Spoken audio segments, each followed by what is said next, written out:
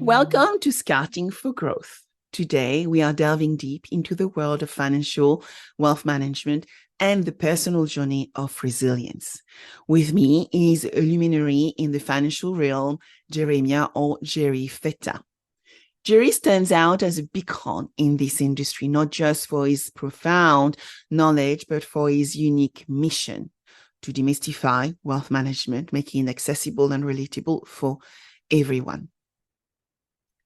As the brain behind Wealth DynamX, Jerry's fingerprints are on numerous success stories across the United States, helping countless individuals lay the foundation for solid financial futures. Beyond his role as a financial expert, Jerry has penned 3 remarkable books. His latest work is particularly striking as he lays bare the trials and tribulations he faced both personally and professionally.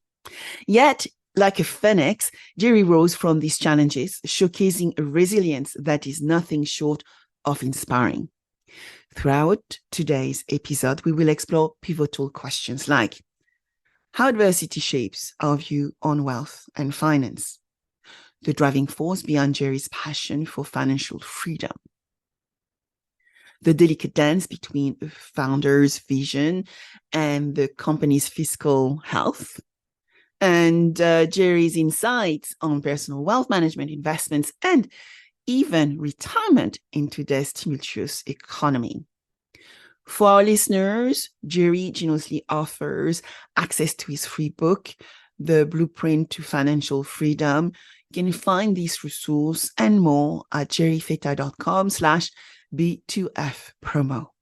So without further ado, let's dive into a world where finance meets real life stories and discover the keys to building personal wealth. Jerry, welcome to Scouting for Growth.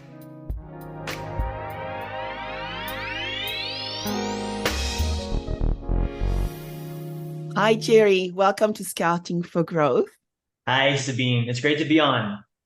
So great to have you and to welcome you. It would be great for you to give us a bit of a background, where you come from and where you've been and where you are today, so that we can put a bit of context to our conversation. Yeah, absolutely. So presently, I'm the CEO and founder of a company called Wealth DynamX. And my company, we help families, individuals, and entrepreneurs over here in North America, achieve greater financial education, greater financial stability, and also, financial freedom in the future at a greater degree as well. So that's kind of my vision, my mission. I grew up in a family in Alaska, actually. So I lived in Alaska for about 20 years. Grew up in a poor family, so yeah, very cold. I'm in Kansas now, which is like less cold. I just was in Florida, so it was a nice warm stint for me for a while.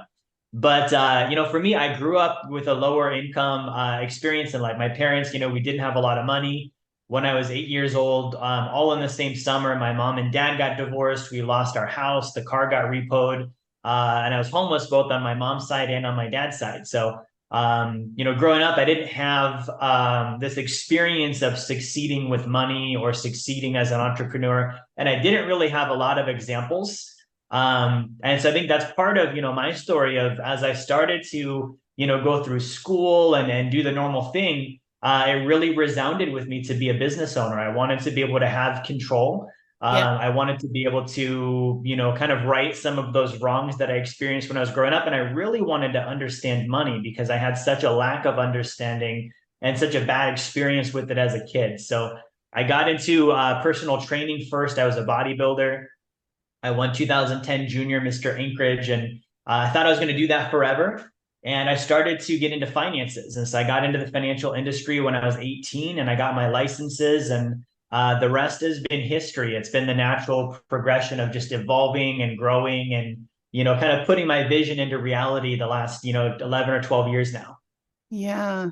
Your story is interesting, right? Because you have been able to experience a variety of emotion, I guess, and challenges as well, personal and financial, which I guess you now are able to convey to your audience, your clients, the people you're actually meeting all the time.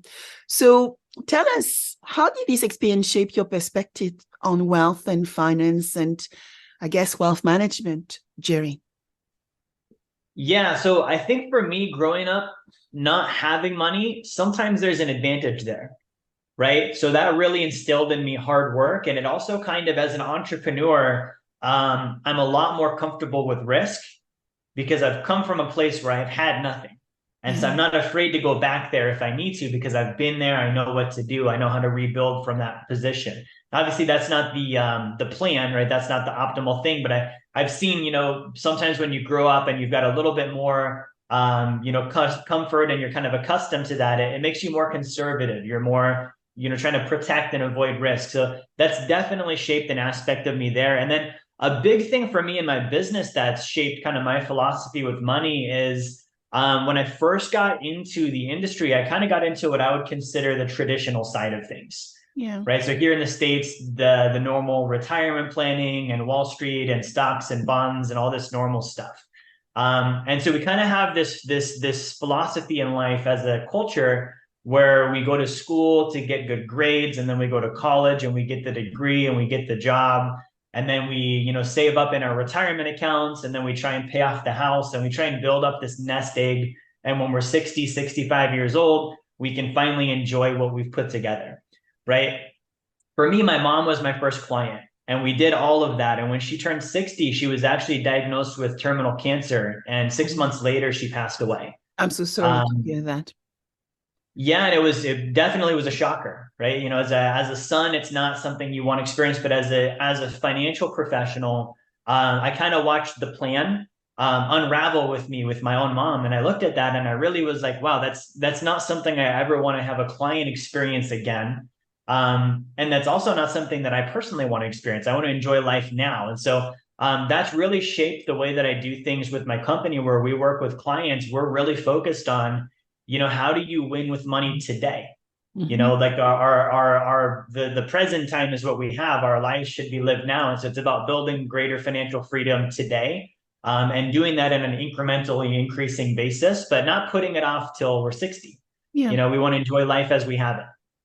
And I think, this is a theme I've heard over and over again, partly, I guess, since we experience a pandemic, and then we are, very uncertain as to whether we are going through some level of recession. And what's your view, Jerry, around what we are learning at school? How useful those lessons we are learning at school are for building financial freedom or some level of understanding how to manage money, do you think? So my experience with it in school was almost non-existent. And I luckily, like my senior year, I had a teacher who was a part-time life insurance agent. So in his evenings and weekends, he was teaching about investing and stuff. And so in my college composition class, he actually took a day and he showed us, the power of compounding interest and a few other things. And for me, that was enough to see like the light at the end of the tunnel, right? And so I was a straight A kid in school. Like I was straight A's probably until 10th grade. And I realized if I kept getting A's, they were just going to keep giving me tests about things I didn't care about. And so I remember, Sabine, intentionally like lowering myself down to a C level, because I was like, I don't want to keep getting like more advanced math classes. I don't know what I'm going to use this stuff for. Yeah. And so I kind of reduced myself down to, well, I'm going to just do the bare minimum to get by, and I'm going to focus on other things. For me at the time, it was sports and bodybuilding and things that I was more interested in. So I think school, it's necessary. We need to learn basics, but I think it does a really poor job on two things. And it really is an area that we could simply improve, is telling people the purpose of school, right? It's a very long period of our lives where we don't really know why we're there other than just get good grades. And the real purpose of it is to get a job, like get a good career and be a productive citizen. And the purpose of a job is to earn income. And so we get out of school, we maybe go to college, we get the job. we earn income. Well, most people don't know what money is truly, what to do with it, how to win with it. So it's like you play this game, you don't know why you're playing it, you don't know what the rules are, and you don't even know what the prize is or what to do with it once you win. And if you put that into any other game, it wouldn't work. So I think those are some things that we definitely can work on with school. You know, as you were speaking, I remember my own experience 30 years ago. I actually bought a book. It was a black book, and I think it was called Get an MBA in 30 Days. And like you, in the book, I learned about compound interest rate, CAGR, AIR, and I thought, oh, okay, I need to do something more interesting with my money. And actually, funny enough, I was very lucky. I had a godmother who, since I was born, put at the time, 500 pounds every year in a bank account, a fund for me, which actually compounding. And actually, it's the way I paid for my MBA. But, those lessons is what shapes you and makes you potentially more aware of the long-term value of money if you are investing it early on for it to deliver value in the future, but you have to do it very early. So that takes me to you, Jerry, as a founder and CEO of Wealth DynamX. You have made it your mission to bring financial freedom to families, to individuals, to entrepreneurs. So what does that entail? What do you do every day? So my day to day, as my company has grown, it's changed a lot, right? Okay. And so, for me, I bootstrapped it. Like I was the guy, and I built it up. And a lot of entrepreneurs do that. And so my day to day used to be a lot of calling, clients and doing the work and doing the sales and doing all of that. And I still love doing that. My dad instilled the value of hard work, and so I've got to do something that's hard work. I can't just be in my ivory tower all day. But as a CEO now, my day to day is a lot of observing, right? And so I like to actually shadow my staff members, and I like to be present on their calls, on their Zoom meetings, and just watching and being a fly on the wall and taking notes. So I can see, okay, what's happening, what's going on in the organization, and I'm able to take that data and I combine that with a lot of study. Right. I like to do several hours a day of reading and just studying business and administration and how to be a better executive. And I'm able to combine that and kind of take some of those observations and fine tune the organization a bit better. And I'll take that and I'll put that into an actual written plan. And I'm more strategic with that now. It's a work in progress on, as a CEO and as a founder, especially, it's so easy to see something that's wrong in the organization. And immediately we either want to go fix it ourselves, or we want to immediately go tell someone, hey, this is happening. It's a fire. It's emergency. Go get it handled. And we don't realize some things are needing to be handled, but not at the cost of stopping something right now. And that's where strategy comes in and timing comes in. And so a lot of my day is spent, once I've got that data from my observation, putting together really well-written plans, making sure that the sequences are there, the timing is there, and then releasing those to the right people at the right time to go get handled. And so that way the organization keeps moving forward. And the best analogy I've heard is for a CEO and a founder, you want to spend your time either in the marketplace with your people, watching and seeing and being part of what's going on, or you want to spend it, dreaming up new ideas, or you want to spend it planning, how do you make those ideas reality? And so I try and keep my time inside those zones. And so it's interesting, Jerry, because you have already touched upon the difference between founder and CEOs. And so what could CEO do every day? And how do a founder become an effective CEO, or should every founder become effective CEOs? I think this is an interesting question because I meet a lot of founders, as you know, and I've met founders who are CEOs, which probably could do just being evangelist, if you see what I mean. Yeah. And I agree with you. I think, when a founder is also the CEO, and in my case, it's out of necessity, right? That CEO, you've got to find the right person. And so I think, the founder really should be the one that's like you said, the evangelist. They're dreaming up things, they're coming up with ideas, they're communicating the vision to the team. And it really should be the catalyst. It's the person that your group is like, that's the man or that's the woman that we're inspired by. right? And so it's important for the founder to like be focused on those activities.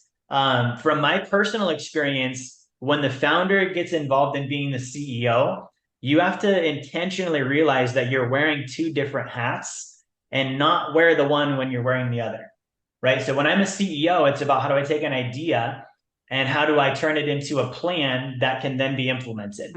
And that has to be based on, you know, strategy and observation and study and all these things. And it's very nitty gritty, right? And before I was good at planning, I would put together a list of things and say, go do it. And it would take 10 or 15 minutes to write. Then it would take weeks or months for my team to do, and they'd be running all over the place. They'd be spread thin and very busy, but not a lot of productivity.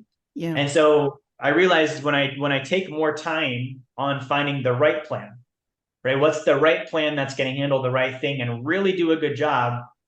It might take me a week or two to just write that plan, right? And then I put that in place and it's actually going to get done and it's going to be quicker and more focused. And that really is what the CEO should be doing, right? And that's going to come from being involved and seeing and actually observing what's going on. The founder is going to be more focused on, okay, look, what's the vision? Where are we going? Right. And constantly thinking of ways to innovate and improve and kind of, you know, further painting that picture. So I think in an ideal world, it's not perfect for the CEO and the founder to be the same. I think at some point, you know, and as soon as feasible, there should be separation there. Right. And it's interesting as a founder, like we don't always see the day to day. Right. And so the founder's looking at the big picture. Like for me, like one of my visions right now is, okay, I'm in the US, I want to expand my company into Canada. So we cover all of North America. And that's awesome. I don't see all of the, you know, the problems, the obstacles, the client questions or this or that. And so when a founder starts getting into management, it's very easy for them to become frustrated and kind of get abrasive because they're just like, why aren't we there yet? Right? They're not looking at the integration. They're just looking at here's where I want to go. That's the destination. It's not happening. It's not fast enough. And that can kind of taint the relationship between the group and the founder. And so I think it's very important that the founder is able to communicate the vision to the CEO. The CEO is able to take the vision, turn it into a plan, work with the COO, work with the staff on getting it done. And that kind of keeps the founder's hands clean and it keeps the communication really good between the founder and the group. And it prevents that frustration. So, Jerry, you have, Andrew, thousands of customers. Tell us about Wealth DynamX, you know, how you work, how many people are in your team, how do they help build that financial freedom? Yes. So right now with our company, we have, I believe, 8 or 9 really good staff, right? And we've kind of tried to find our sweet spot on every organization is a bit different. So we're more, we've learned we're more kind of effective when we've got a smaller group of really good people, right? We've tried to go really big with the staff and it just created chaos. And so we've got the right people in the right positions. And so really kind of with our structure with clients is the first thing we start with is always education. And so we do a lot of, you know, social media marketing, advertising, free content as much as possible. Where myself, actually, as the founder, I'm the one out there that's, you know, preaching the message and sharing the concepts and giving people, you know, help, really free help and kind of getting them interested and aware of the brand and how we can start to service them as clients, right? And so when a client comes in, you know, that's one of the first things we do is we look at like where are they at, right? And we work with anyone that really is wanting to improve their finances. Sometimes that's high net worth. Sometimes that's entrepreneurs. Sometimes that's a normal kind of middle-class family. Sometimes it's a young guy or girl that's just starting out and they're like, hey, I've got income. I just graduated. What do I do? How do I get to the point of being financially free? So the education is a big piece. And then we have a very particular sequence that we take our clients through on really kind of making sure that they're improving their finances, but doing it in a way that's organized. Right. One of the things that I notice as a financial professional myself is that people tend to hear good ideas with finances. I should do this. I should do that. I should have a retirement account. I should have insurance. And they end up getting all this stuff and they don't fully understand how all of it works. They don't fully have a good organization in place to where they're keeping it neat. And it kind of turns into this mess. right? We've all got the junk drawer in our kitchen, like that drawer where we just put like random batteries and pencils and wires and whatever else is in there. Finances end up becoming a junk drawer, right? And so what we do is we teach people, just like with building a house, like, yes, you do need all your materials, but there's a sequence. There's a sequence of when you should do things, why you should do them at that time. It should be before this or after that. And we kind of take people through that sequence in an organized and neat fashion. And we do it in a way where we really keep the education going the whole time, Sabine. And this is different than kind of the traditional financial world, at least here in the US. Like in America, people just hand their stuff to a financial advisor. Yeah. It's like putting it in an oven. They just stick it in there, 350 for the next 40 years. Hopefully it's good when it comes out. They don't really know what's going on. And so we make sure they do. We say, hey, we're going to help you, but we want you to have an understanding of what you have, how it works, why we're doing what we're doing. And you're going to be in the driver's seat. We're going to be with you the whole time. And that way you can actually be in control of your finances. So that's kind of our model. And we're very big on the concept of achieving passive income that exceeds an individual's giving, their expenses, their taxes, and their savings. And that's the point where someone becomes financially independent. They're not obligated to trade time for money any longer. Yeah, that's really well said. And as you were speaking, I was smiling because yes, we do have those drawers everywhere, right, in our house, where we just put all those batteries and the leftovers, let's call them. So how do we start structuring our finances, Jerry, to actually build that financial freedom? What are some of the techniques, the tactics? What can we do to start thinking about the drawer and structuring that drawer a little bit better? Yes. So there's a couple basic rules, right? And so the first one is going to be, starting to spend time on a daily basis learning about money, right? And a lot of times we think learning about money and we automatically jump to, okay, well, I need to go study the stock market or I need to understand retirement accounts.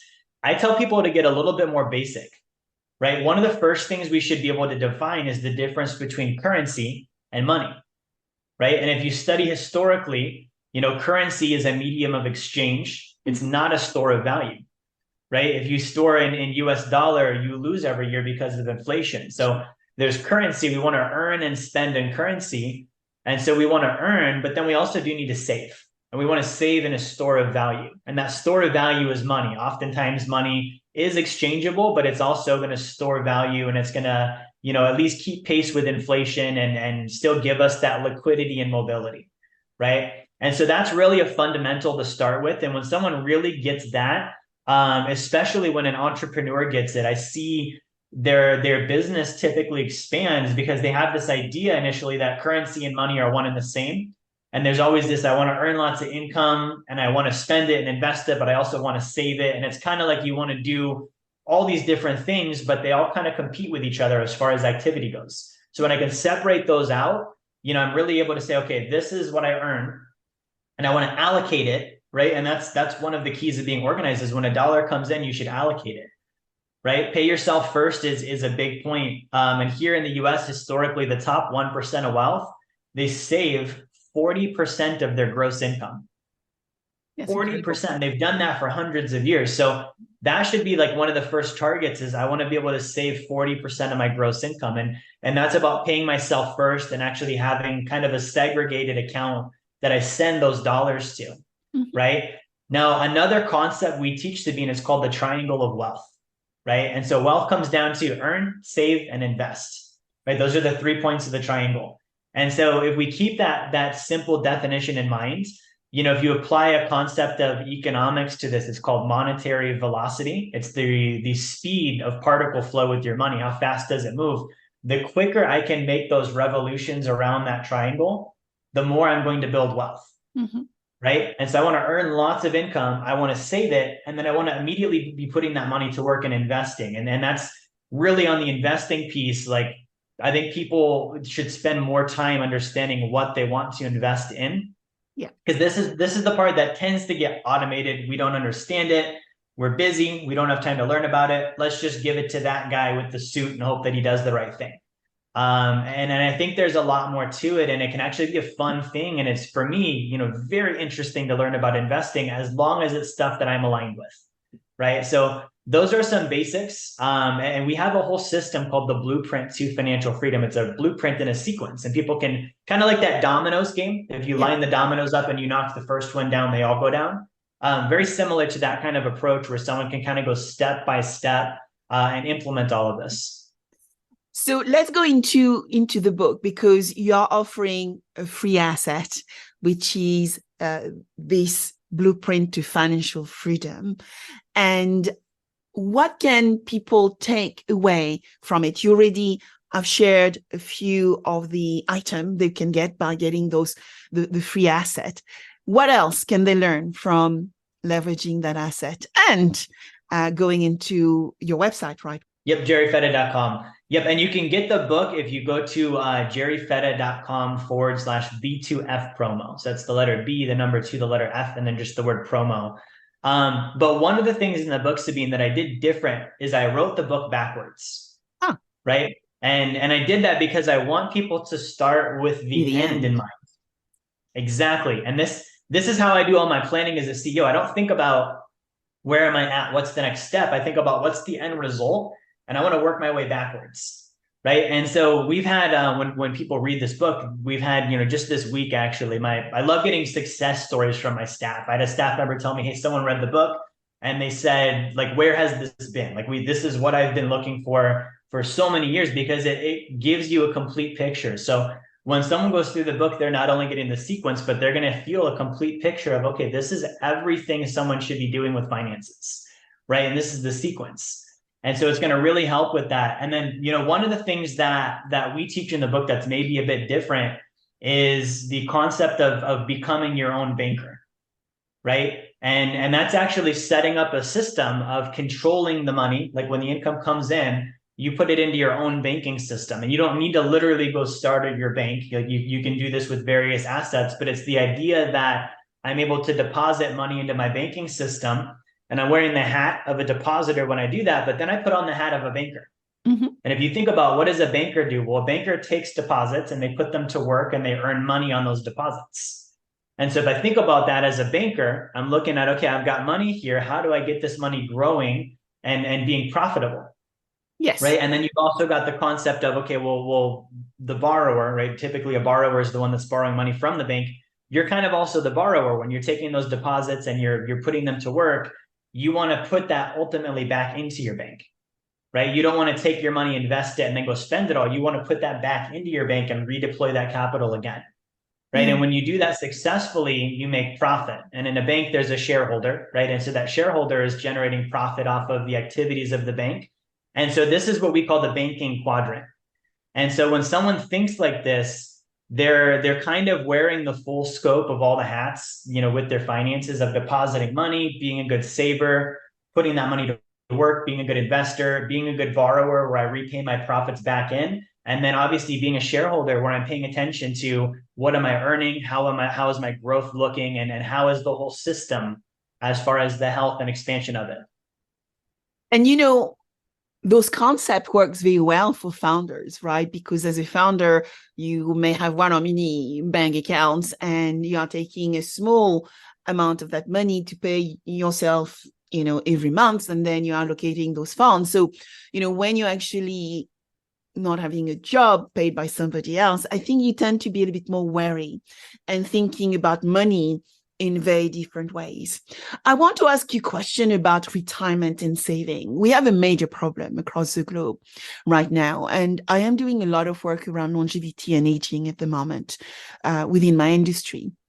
Because as you know, countries like the United States, the UK, France, Italy, Japan, Spain, average age is around 85 nowadays, and we are all going to live longer life.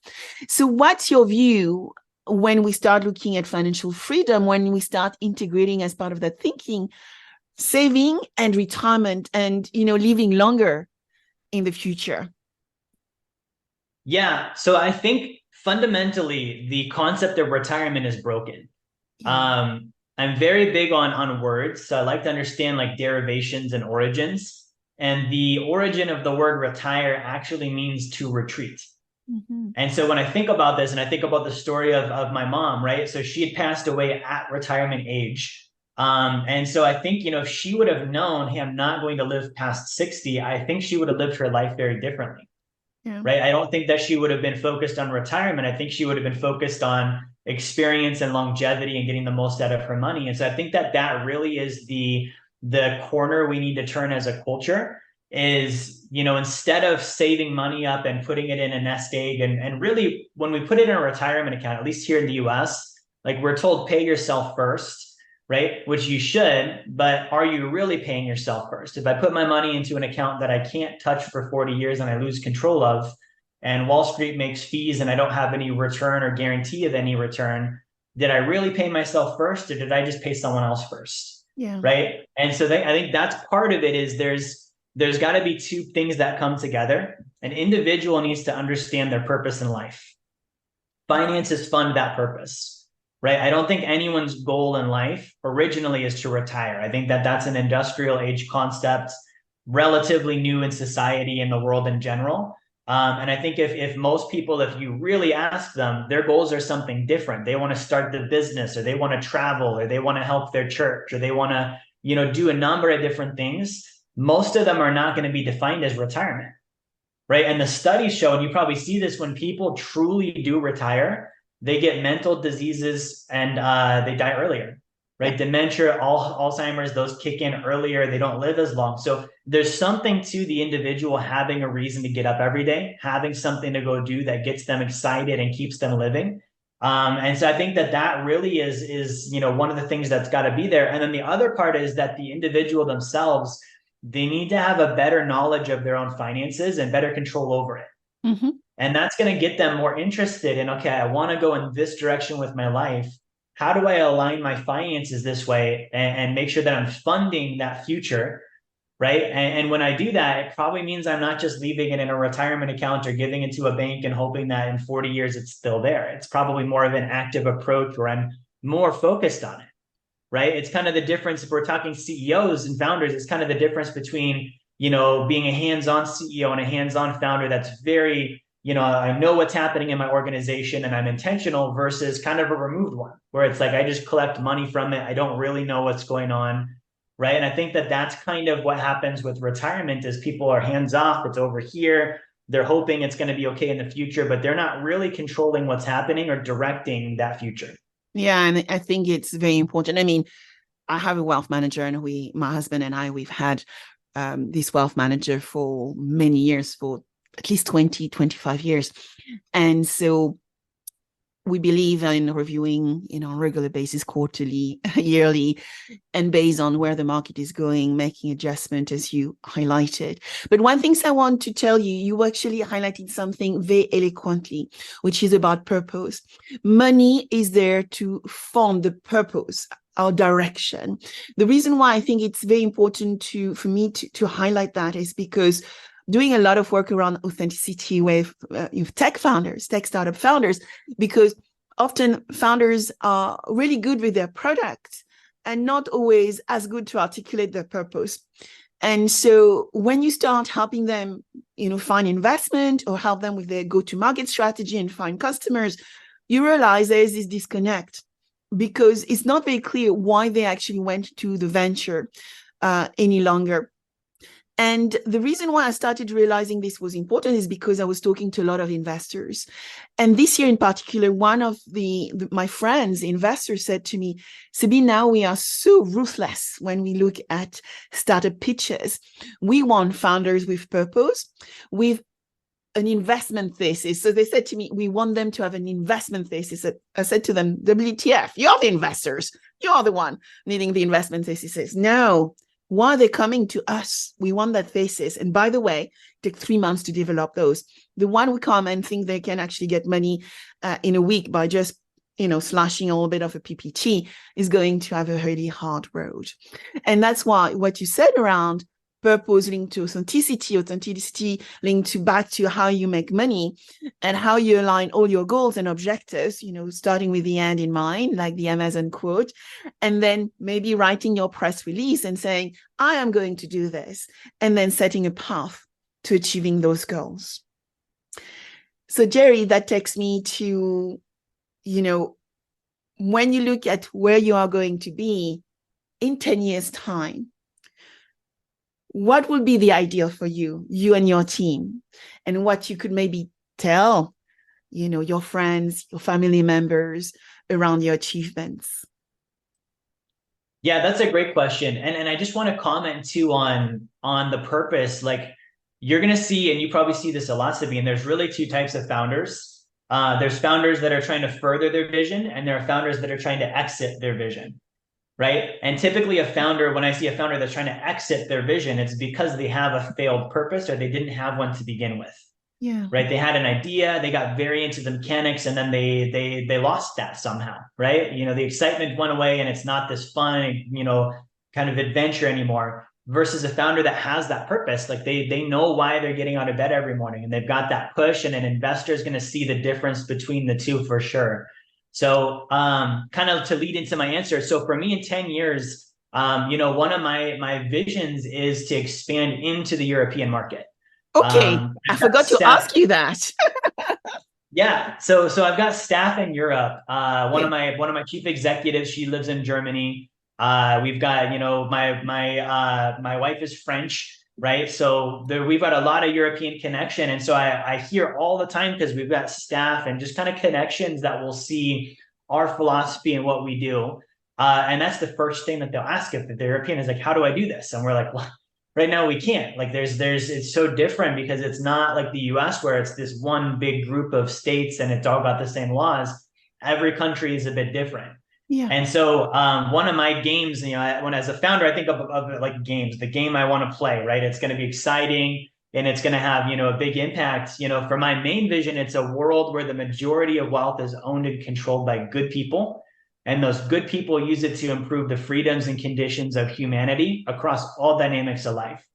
And that would include Europe, right? And so we have US market, we can expand into Canada very easily.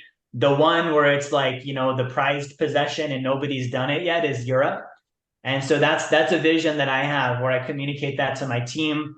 And it's cool, because that vision, like, to really do well in Europe. And I just have a friend that recently expanded a power company, and they're doing natural power sources in the US really well here. And he's now expanding into Italy, right? He mastered the US market, and he's like, nobody's doing this in Europe. Let me go to a European market. So I'm kind of seeing from afar the experience he's having of going through and winning over the regulators and working with competitors and using translators and all this stuff.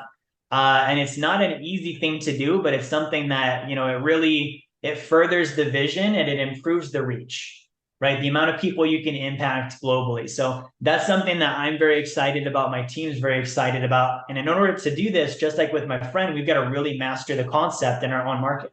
Yeah. It's got to be something that's duplicatable and easy to scale, and can be scaled through barriers like a different language and different regulations and, different competitors, different market, different publics. And that has to come from something that works really, really well to begin with. That's a supervision. And that was one of the questions I had for you.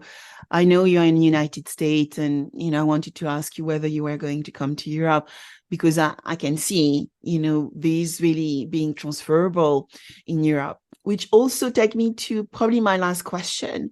What's your view of the platforms such as, eToro, Coinbase? A lot of those platforms have, mass market the ability for people to invest and find ways to create wealth in some ways, maybe sometimes very quickly. It's interesting, the amount of people on my Instagram reaching out to teach me how to do Forex or crypto. So what's your view? So I'll say two things on that. The only investment that I have lost money in was foreign currency. And so that's not something that I have a lot of interest in anymore, where the returns are alluring and it looks very easy. But at the end of the day, like, I want to know what I'm investing in, right? So again, I'm big on words and where they come from. And so the word invest actually comes from to clothe your capital. So literally is like you're putting clothing on your money. That's the investment. And so for me, when I'm wearing clothing, like I just think about for myself, if I was gonna pick out an outfit or clothing, I have a checklist that I teach all my clients, and it would apply to investing too. And so the first thing is I would only wear clothing that I actually have control over, right? I do not want to put on pants, walk out the door, and have someone be able to take my pants away, right? Like I don't want that experience. And I wouldn't want that with my investments either. Okay, so control is a big factor, and that can be through investing in hard assets like real estate or precious metals or something of that nature. Or control can be achieved through oversight and regulation. So if I invest in something like, kind of the retail stock market, it's very highly regulated. You mentioned working with a wealth manager. The chance of somebody emptying your account and leaving with the money is very low, right? So those are two ways to achieve control. I also want to cover a few other points. It's got to be something that I like. It's got to be something that I understand. Yeah. It's got to be something that fits me individually. I wouldn't wear clothes that didn't fit me, so I wouldn't invest in things that don't fit me. They've got to be investments that fit my goals and purposes. So, for example, I'm from Alaska. If I was going to go hang out in the snow, I'm not going to wear shorts, right? Like there's a specific things I would put on for that. So it's got to fit the goals and purposes. It also needs to be vital. Like I'm very big on investments that are vital for humanity. They've got good use value. Right. And with clothing, it's kind of like, I would make sure that I've got, a shirt before a Gucci belt, right? Mm-hmm. The shirt is more vital than the Gucci belt, right? Not to say I wouldn't eventually buy the Gucci belt, but I'm going to cover the shirt first. And then finally, is I'm not going to overpay for clothing. Even though I'm a CEO, a founder, an investor, I'm not the guy that spends $300 on a pair of pants. They're pants. And so I'm going to make sure I'm getting a good price for what I'm paying for and what I'm using it for. So all those points would fit with investing as well. And I was talking with a client last week, and he was very like, you mentioned Coinbase and foreign currency and all these things. He was very caught up in one particular investment. He was like, allured by it. I want to do it, but I don't know if I should, but I want to do it, but I don't know if I should. And so I just told him, hey, run it through those 7 points. Yeah. Do you control it? Do you like it? Do you understand it? Does it fit you? Does it fit your goals? Is it vital? And is it priced well? Right. And I was like, none of the other stuff matters if it meets all of those things. And what that does is it forces the investor to actually go learn about the investment. Right. I've got to do some studying to be able to check those points off. Indeed. Right. So that's kind of my answer on that. For me, like with Coinbase and some of the cryptos and foreign currencies, they don't meet those 7 points for me. And so I don't invest in them for that reason. Yeah. I put probably $1,000 to $2,000 last year into a crypto account, one of those, just to see how they work. I think, I didn't put more, right? I just wanted to see how it works. I think I probably have 1,000 left, but, at the end of the day, half of it disappeared just to actually, it's okay to try with money you're prepared to lose, right? Yeah. But I think, as you said, the clothes need to fit and you need to understand how they work. I mean, you need to understand the outcome you can achieve for those. And this is probably a little bit too speculative for me. And I'm in insurance. Remember, I'm in insurance. So speculative risk is not me. So yeah, I'm not into speculation either. And I think a big one also is, what does it produce, right? Like when I was a financial advisor, for example, like you could invest in a mutual fund that's got all these different companies. One of them, and I realized this after the fact, was a company that produced nuclear warheads. And so it's like, well, what does it produce? It produces death. Like, I don't want to put money behind that. I don't want to go bomb people and be funding that. So when I look at what does it produce on a crypto, like, I don't know what it produces. I don't see any value being produced for society yet. Not to say that it might not in the future, but at this point, there's not something I can look at and be like, that's the valuable final product of this thing. And that's why I can track and trace why this thing has worth. It is why, thinking with purpose and being purpose driven becomes absolutely critical. So where can we find you, Jerry Fetta? Where can my audience and my listeners, where can they find you? So I'm all over on all the platforms, but the ones I'm most active on are going to be Instagram and TikTok. So just Jerry Fetta on either of those platforms. You can follow me if you want to message. I always like to message back. So, hit me up if you have questions, you'd like to learn more, but definitely check me out on TikTok and Instagram. Perfect. And what would be your last word of wisdom? I would say as the audience here, like, is mostly going to be those founders, CEOs, entrepreneurs, like the vision and the purpose just cannot be overlooked. Yeah. And I would say if you're not clear on that yet, right? Even though my thing is finances, like that still goes back to vision and purpose, right? If you look at the wealthiest people out there, like whether it was a good purpose or a bad purpose, like sometimes you see wealthy people that do really good things with their money. Sometimes they're the bad guy from The Simpsons and they're trying to do weird stuff and harm humanity.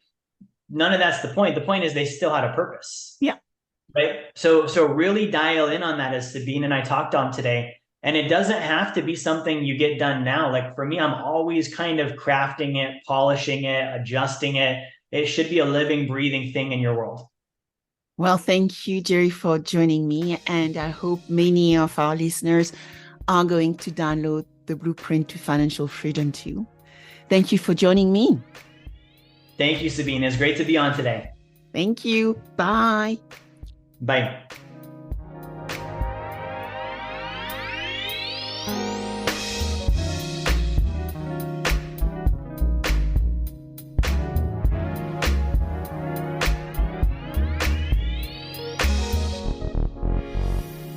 If you like this podcast, subscribe now, share with your friends, and if you enjoyed it, please give it a 5-star review. Also, if you want to cover any specific subject with me, contact me on Instagram under Sabine VdL Officials or LinkedIn under Sabine VdL. Thank you.